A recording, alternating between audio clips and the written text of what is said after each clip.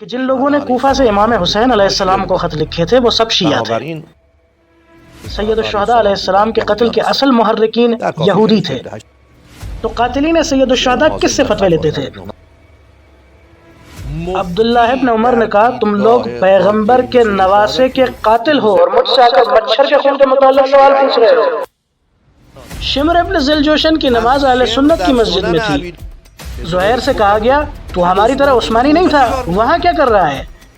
خود یزید کا بیٹا عبید اللہ ابن زیاد، امام سجاد علیہ السلام، ابن عباس سب کہتے ہیں کہ امام حسین علیہ السلام کے قتل کا مسبب یزید تھا۔ کہ یزید بھی شیعہ تھا؟ اعوذ باللہ من الشیطان الرجیم، بسم اللہ الرحمن الرحیم، الحمدللہ رب العالمین، اللہم صل علی محمد و آل محمد و عجل فرجهم۔ یکی از شبہاتی کہ در چند وقت ایک شبہ جو حالیہ دنوں میں بار بار پیش کیا جا رہا ہے شہید مطہری وہ یہ ہے کہ شہید مطہری یا دوسرے علماء نے یہ کہا ہے کہ جن لوگوں نے کوفہ سے امام حسین علیہ السلام کو خط لکھے تھے وہ سب شیعہ تھے، لہٰذا قاتلان سید الشہداء علیہ السلام بھی شیعہ ہی تھے۔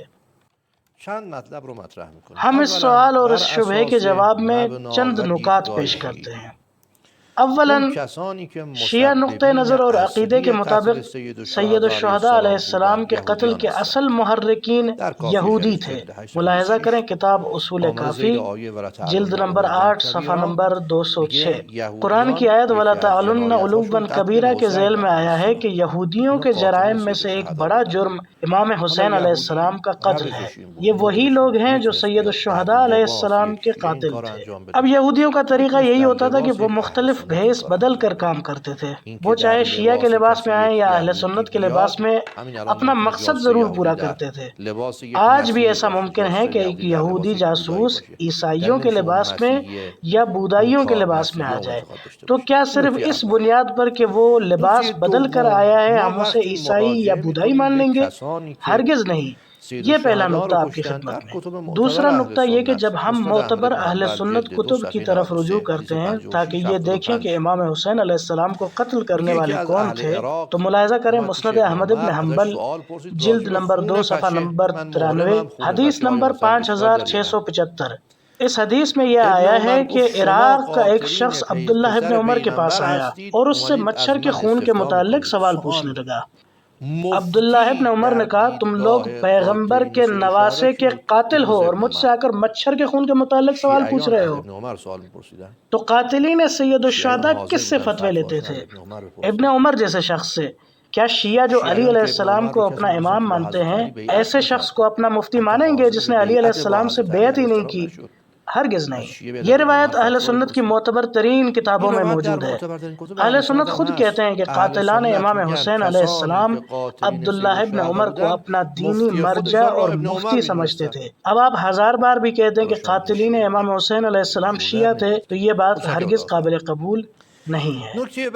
اگلا نقطہ یہ ہے کہ خود وہ لوگ جنہوں نے سید الشہداء علیہ السلام کو قتل کیا وہ خود یہ کہتے تھے کہ ہم نے حسین ابن علی علیہ السلام اور ان کے شیعوں کو قتل کیا۔ قاتل خود اقرار کر رہا ہے کہ ہم نے حسین اور ان کے شیعوں کو مارا، تو جب قاتل خود اقرار کر رہا ہے کہ ہم نے حسین اور ان کے شیعوں کو مارا ہے تو پھر آپ کیسے کہہ سکتے ہیں کہ حسین کے شیعہ امام حسین علیہ السلام کے خلاف جنگ کرنے آئے تھے؟ یہ بات بالکل بے معنی ہے۔ خود یزید اور عبید اللہ ابن زیاد نے اپنی تقریروں میں کہا قتلنا حسین ابن علی و شیعتہ، ہم نے حسین ابن علی اور ان کے شیعوں کو قتل کیا۔ قاتل خود یہ اقرار کر رہا ہے کہ اس نے امام حسین علیہ السلام کے شیعوں کو قتل کیا اور آپ کہہ رہے ہیں کہ نہیں، امام حسین کو انہی کے اپنے شیعوں نے قتل کیا ہے۔ یہ کیسا تضاد ہے؟ اگلا نقطہ یہ ہے کہ خود سید الشہداء نے بھی فرمایا قتلتم شیعتی، تم لوگوں نے میرے شیعوں کو قتل کیا ہے۔ یعنی ان آخری لمحات میں میدان کربلا میں جب امام حسین علیہ السلام اپنے دشمن کو مخاطب کر رہے ہیں تو فرما رہے ہیں یا شیعت آل ابی سفیان، تم آل ابو سفیان کے پیروکار ہو، تم میرے شیعہ نہیں ہو، تم ان کے شیعہ ہو جنہوں نے ہمیشہ حق کے خلاف تلوار اٹھائی۔ اگلا نقطہ یہ ہے کہ خود قاتلین سید الشہداء علیہ السلام نے امام حسین علیہ السلام کو قتل کرنے کے لیے اپنی وجہ کیا بیان کی تھی؟ وہ کہتے ہیں حسین کو پیاسا قتل کرو کیونکہ عثمان عثمان بھی پیاسا قتل کیا گیا تھا۔ یعنی ہم جو کچھ حسین ابن علی کے ساتھ کر رہے ہیں یہ اس لیے ہے کہ عثمان کے ساتھ بھی ایسا ہی سلوک کیا گیا تھا۔ ایک قاتل نے تو یہاں تک کہہ دیا کہ اے حسین، کیا تم یہ نہیں سمجھتے کہ تمہارا باپ حوض کوثر کا ساقی ہے؟ یعنی طنزاً کہہ رہا ہے کہ اگر تمہارا باپ علی علیہ السلام جنت میں حوض کوثر کا ساقی ہے تو تمہیں پیاسا مارنے سے کیا فرق پڑے گا؟ اگلا نقطہ، کچھ صحابہ کرام کے نام خود ان لوگوں کی فہرست میں آتے ہیں جو امام حسین علیہ السلام کے قاتلین میں شامل تھے، جیسے ابن قیس، محمد ابن اشعث اور دیگر صحابی۔ یہ وہ لوگ ہیں جو صحابی بھی کہلاتے ہیں اور امام حسین کے قاتل بھی بنے۔ کیا یہ صحابہ بھی شیعہ تھے؟ آپ خود تو کہتے ہیں کہ صحابہ کے درمیان کوئی شیعہ تھا ہی نہیں، تو پھر بتائیں ان کا کیا کریں؟ اگلا نقطہ جو ہم اس قضیے میں دیکھتے ہیں وہ یہ ہے کہ جو لوگ سید الشہداء علیہ السلام کے انصار اور مددگاروں میں سے تھے، ان میں سے 2-3 افراد ہیں جن میں سے ایک نافع ابن ہلال ہے۔ وہ کہتا تھا انا الجملی، انا علی دین علی، میں جملی ہوں اور میں علی کے دین پر ہوں۔ تو ایک شخص نے اسے کہا انا علی دین عثمان، میں عثمان کے دین پر ہوں۔ تو اس سید الشہداء کے مددگار نے اسے جواب دیا انت علی دین الشیطان، تو شیطان کے دین پر ہے۔ اب آپ ملاحظہ کریں کہ سید الشہداء علیہ السلام کے اصحاب کا نظریہ اپنے مخالفین کے بارے میں کیا تھا؟ یزید کہتا ہے میں نے بدر کے کینے کی وجہ سے سید الشہداء کو قتل کیا۔ حضرت زینب سلام اللہ علیہا، خود یزید کا بیٹا عبید اللہ ابن زیاد، امام سجاد علیہ السلام، ابن عباس، صحابہ سب کہتے ہیں کہ امام حسین علیہ السلام کے قتل کا مسبب یزید تھا۔ کیا یزید بھی شیعہ تھا؟ ایک اور نقطہ جو ہے وہ یہ کہتے ہیں کہ کوفیوں نے امام حسین علیہ السلام کو قتل کیا تھا۔ تو کوفی کیا تھے بھائی؟ کیا یہ کوفے والے وہی نہیں ہیں کہ جب حضرت علی علیہ السلام خلیفہ بنے اور کہا کہ تراویح نہ پڑھو تو انہوں نے کہا تھا واہ سنت عمرہ، ہائے عمر کی سنت۔ فقہ میں جب کہا جاتا ہے کہ ھذا سنت کوفیہ یا ھذا رأی کوفی، تو اس کا مطلب ہے یہ ابو حنیفہ اور اہل سنت کا نظریہ ہے، اس کا شیعوں سے کوئی تعلق نہیں۔ روایت ہے کہ کچھ لوگ آئے حضرت ام سلمہ کے پاس۔ ام سلمہ نے ان سے سوال کیا آپ کہاں سے ہیں؟ تو جواب آیا کہ ہم کوفہ سے ہیں۔ ام سلمہ نے کہا اسی جگہ سے ہو جہاں پیغمبر صلی اللہ علیہ وآلہ وسلم کو گالیاں دیتے ہیں؟ انہوں نے کہا نہیں، ہم پیغمبر کو گالیاں نہیں دیتے۔ ام سلمہ نے فرمایا کیوں نہیں؟ کیا تم یہ نہیں کہتے کہ فعل اللہ بعلی ومن یحب علی، کہ خدا علی کے ساتھ اور جو علی سے محبت رکھتا ہے اس کے ساتھ ایسا کرے ویسا کرے، جبکہ پیغمبر صلی اللہ علیہ وآلہ وسلم علی علیہ السلام کو دوست رکھتے تھے۔ یعنی ام سلمہ جو کہ شہادت سید الشہداء علیہ السلام کے دور میں زندہ تھی اور کربلا کے واقعے کے 1 سال بعد وفات پا گئی تھی، اسی وقت کوفے کے لوگ حضرت علی علیہ السلام کو معاذ اللہ گالیاں دیتے تھے اور معاویہ کو خلیفہ مانتے تھے۔ کتابوں میں آیا ہے کہ سید الشہداء علیہ السلام نے دشمن کو مخاطب ہو کر فرمایا تھا تم مجھ سے کیوں جنگ کر رہے ہو؟ تو جواب ملا بغضا لابیک، ہم تمہارے باپ کے دشمن ہیں۔ بہت سے شیعہ ایسے تھے جو کوفے میں شہید ہو چکے تھے۔ مالک اشتر، عمار یاسر، حجر ابن علی، عمرو ابن حمق خزاعی، میثم تمار، رشید ہجری، کمیل ابن زیاد، ان سب کو معاویہ نے شہید کر دیا تھا۔ ہاں کچھ محدود تعداد میں شیعہ ایسے بھی تھے جو کہ قید میں تھے، جیسے کہ مختار، اسبغ ابن نوبات، حارث احور، سلیمان زندانی بودن۔ کچھ افراد چھپ کر یزیدی لشکر کے ساتھ مل کے کربلا آئے تھے، مثل قاسم ابن حبیب ازدی، عمرو ابن ضبیعہ قیس، حلاس ابن عمرو، نعمان ابن عمرو ازدی، مسعود ابن حجاج، عبدالرحمن ابن مسعود حجاج۔ یہ سب دشمن کے لباس میں آئے تھے اور پھر سید الشہداء علیہ السلام سے ملاق ہو گئے تھے۔ بعض دوسرے افراد جیسے زہیر ابن قین کے بارے میں نقل ہوتا ہے، یہ واقعہ دلچسپ ہے کہ کربلا میں جھگڑا ہوا، زہیر سے کہا گیا تو ہماری طرح عثمانی نہیں تھا، وہاں کیا کر رہا ہے؟ اس کا مطلب ہے قاتلان سید الشہداء خود کو عثمانی کہتے تھے۔ اور وہ اہم نقطہ جو اس مسئلے کو حل کرتا ہے وہ یہ ہے کہ شیعہ کا اصل مطلب کیا ہے۔ صدر اسلام میں ایک اصطلاح رائج تھی، جیسے نبی صلی اللہ علیہ وآلہ وسلم نے اپنی روایت میں اس کا استعمال کیا تھا کہ یا علی انت وشیتک هم الفائزون، انت وشیتک فی الجنہ، انت وشیتک راضین المرضین، اور اس طرح کی کئی ساری روایتیں ہیں۔ لیکن جب نبی مکرم اسلام صلی اللہ علیہ وآلہ وسلم دنیا سے رخصت رخصت ہوئے تو وہ اصل اصطلاح آہستہ آہستہ بدل گئی اور ایک نئی اصطلاح آ گئی جس میں کہا جاتا تھا ہم سیاسی طور پر علی علیہ السلام کو خلیفہ مانتے ہیں۔ تو کون لوگ تھے وہ لوگ جو حضرت علی علیہ السلام کو خلیفہ مانتے تھے اور کیسے خلیفہ مانتے تھے؟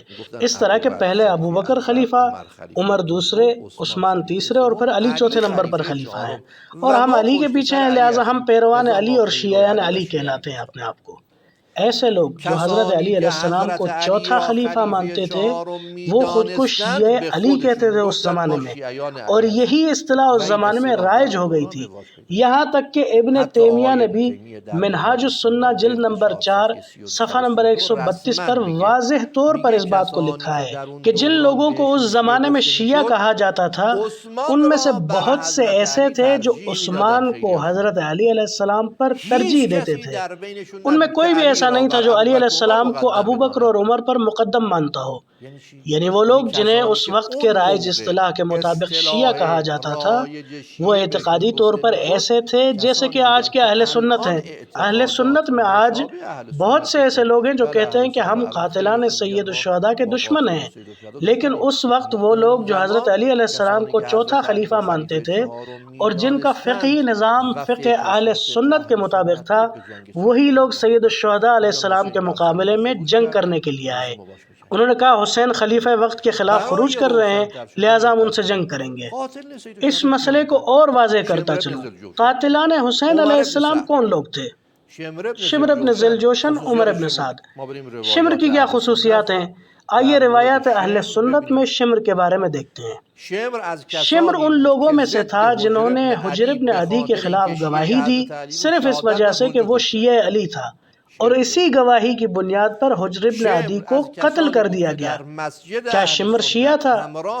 شمر ان لوگوں میں سے تھا جو اہل سنت کی مسجد میں ابو اسحاق کے ساتھ مل کر نماز پڑھتا تھا اور نماز کے بعد کہتا تھا میں نے حسین کو اس لیے قتل کیا کہ اس نے خلیفہ وقت کے خلاف خروج کیا تھا، اور اگر دوبارہ بھی ایسا موقع آئے تو پھر بھی میں وہی عمل دہراؤں گا کیونکہ یہ میرا دینی فریضہ ہے۔